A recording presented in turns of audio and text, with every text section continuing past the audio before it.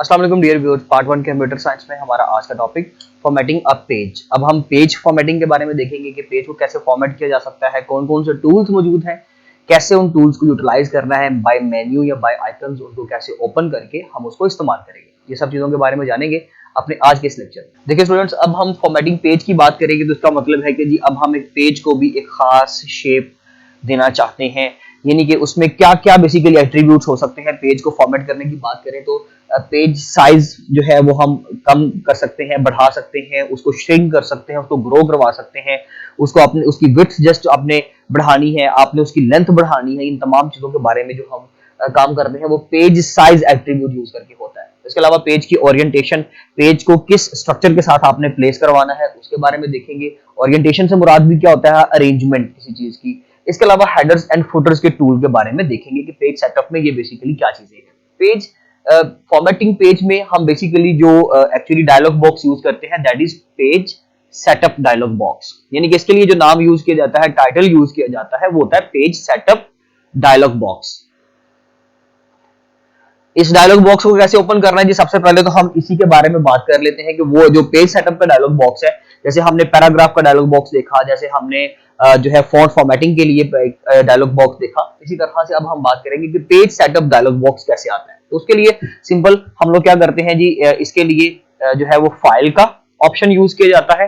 File को menu bar में से क्लिक करने के बाद, इस टैब को प्रेस करने के बाद आप सिंपली पेज सेटअप पे क्लिक करेंगे, जिसकी वजह से आपके सामने page setup dialog box open हो जाएगा। तो यानी कि बेसिकली ये जो मैंने ब्लू में लिखा है स्टूडेंट्स, ये बेसिकली ओपनिंग का मेथड है। किसी भी चीज को ओपन करना है अगर आपने, तो उसके लिए हम लोग ये वाला टूल यूज करेंगे। ये वाला एक कमांड है बेसिकली, आप समझ लीजिए, जो हम मेन्यू के जरिए से इस्तेमाल करते हैं। अब एट्रीब्यूट्स की बात करते हैं। सबसे पहले पेज साइज।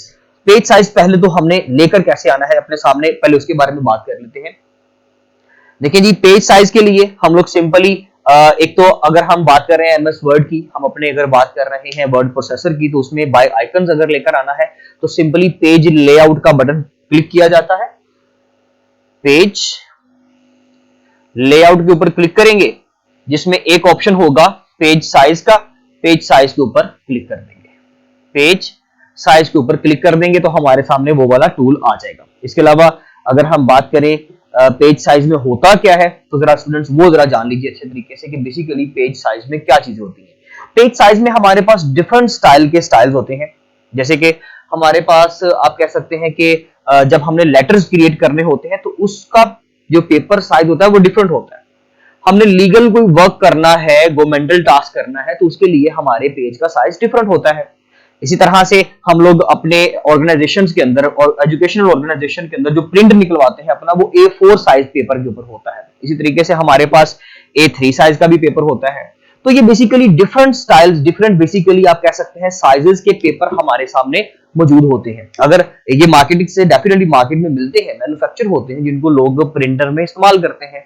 जिस तरह का काम होता है, जिस तरह की आपने जो है वो प्रिंटिंग करवानी होती है, जिस तरह का आपका डॉक्यूमेंट होता है, उसको उसी पेज के ऊपर निकालना चाहिए। हम लोग इन चीजों को अक्सर इग्नोर कर देते हैं कि हम अगर सपोज काम है हमारा जी लेटर लिखना है, तो हम A4 साइज का यूज कर लेते हैं जो नॉर्मली यूज होता है। अगर हमारा A3 साइज का पेपर होना चाहिए तो हम उसमें लीगल साइज यूज कर लेते हैं, या हम उसमें लेटर वाला ही यूज कर लिया, जो पड़ा था वही यूटिलाइज कर लिया। तो ये बेसिकली चीजें जो है वो गलत है। ओके, हमारा जिस तरह का टास्क होगा, ये बेसिकली बहुत लंबी लिस्ट है, मैं आपको वो स्क्रीन के ऊपर दिखा भी देता हूँ। तो ये आप लोग एक स्क्रीनशॉट स्टूडेंट्स देख रहे हैं, जिसमें आप देखें कि स्क्रीन के ऊपर आपके पास एक जो है वो एक स्क्रीनशॉट आ रहा है। उस स्क्रीनशॉट के अंदर क्या है कि एमएस वर्ड का लेटेस्ट वर्जन जो चल रहा है, आई थिंक ये 2016 की, हाँ जी ये बिल्कुल 2016 वर्जन के मुताबिक मैंने दिखाया आपको।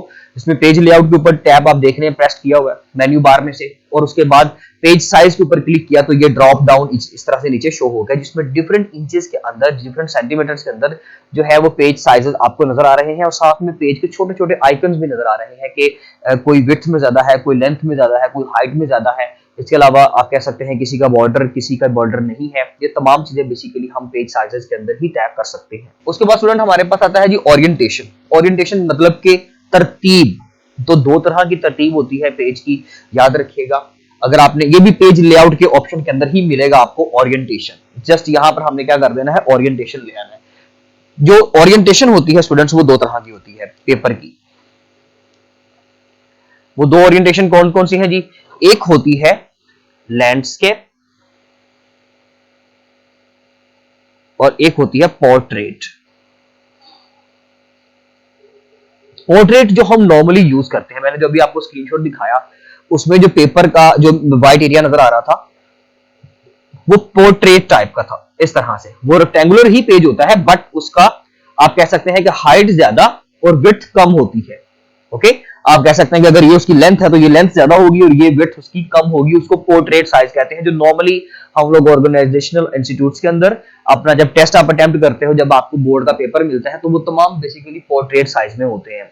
अक्सर ऐसा क्वेश्चन आ जाता है कि जो विड्थ में ज्यादा होता है, जिसका स्टेप बहुत लेंथी होता है और आप स्टेप को नीचे भी नहीं लिख सकते, तो ऐसी सिचुएशन में हम अपने पेज को घुमा लेते हैं, टिल्ट कर देते हैं। जब उसको टिल्ट करेंगे तो वो हमारे पास क्या बनेगा, लैंडस्केप स्टाइल बन जाएगा। प्योर हमारी जो रेक्टेंगल होती है, जिस तरह हम रेक्टेंगल का डिजाइन बनाते हैं, तो ये बेसिकली जो ओरिएंटेशन होती है पेज की, ये लैंडस्केप कहलाती है और ये कौन सी कहलाती है, पोर्ट्रेट। तो हमें यहाँ पर एमसीक्यू पूछा जा सकता है, how many orientation of a single page. तो there are two types of orientation, the first one is portrait and the second one is landscape. तो ये दो तरह की जी ओरिएंटेशन है। और उसके बाद हमारे पास है जी हेडर्स एंड फुटर। और याद रखिएगा, अपने काम के मुताबिक, अपने जो भी जॉब नेचर है उसके अकॉर्डिंगली हम इन दोनों का इस्तेमाल करते हैं।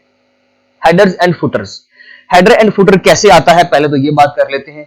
इसके लिए जी हम यूज करते हैं व्यू का टैब यूज करें मेन्यू बार में से, उसके अंदर फिर आप हेडर एंड फुटर का यानी कि कंप्लीट वर्ड लिखे होते हैं, मैंने जस्ट उनका फर्स्ट लेटर लिखे, हेडर एंड फुटर आपके सामने आ जाता है। हेडर एंड फुटर से ये होता है जो आपने बिल्कुल पेज के टॉप पे लिखना होता है, यहां पर उसको हेडर में लिखा जाता है, और जो बिल्कुल बॉटम में लिखना होता है उसको यहां पर लिखा जाता है। नॉर्मली हमारी जो बुक्स बनती है, जब बुक्स पब्लिश होती है, तो उसमें अपर साइड पे या पेज नंबर लिखा होता है या लोअर साइड पे नीचे कुछ क्रॉस रेफरेंसेस लिखे होते हैं, जो प्रीवियस लेक्चर्स में हम लोग डिस्कस कर चुके हैं।